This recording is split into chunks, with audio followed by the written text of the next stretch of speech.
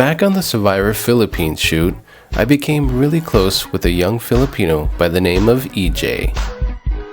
He was like a little brother to me, or what they call a bunso.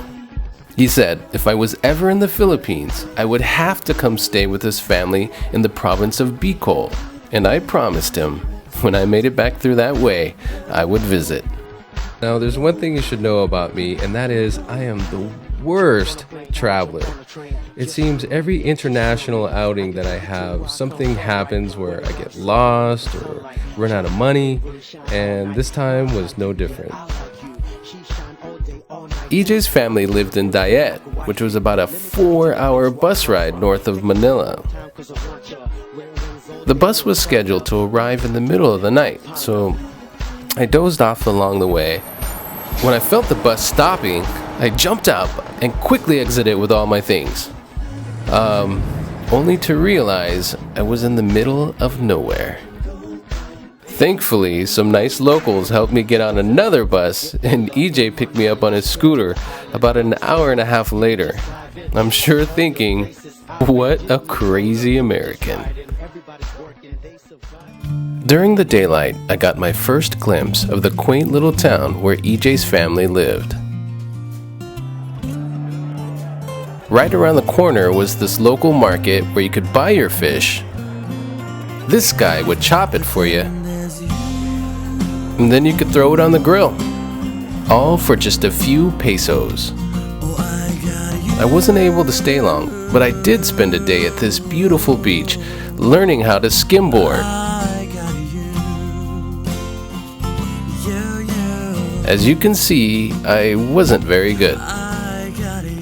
That night, there was plenty of activity in the village, as this religious procession of children just emerged from the dark. I'll always remember those smiling faces and how they yelled, "Picture, picture!" On my last night, EJ would prepare an amazing meal at their family restaurant.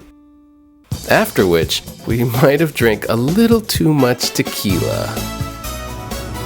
Next thing I know, it's morning, and EJ's laughing at me saying, I missed my bus.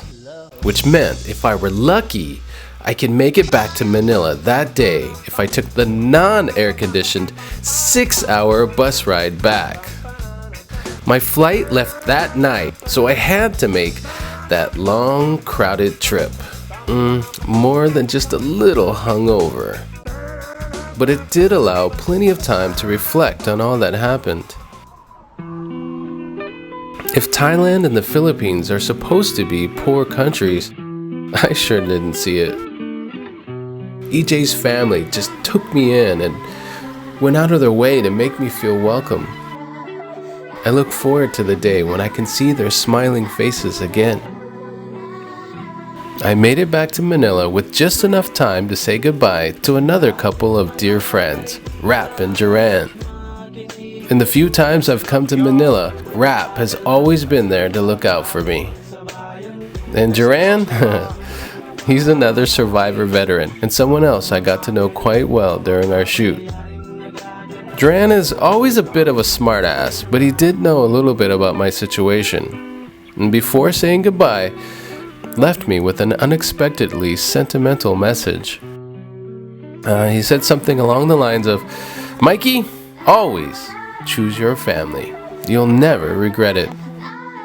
Okay, if someone up there is trying to tell me something, I think I'm finally starting to get it.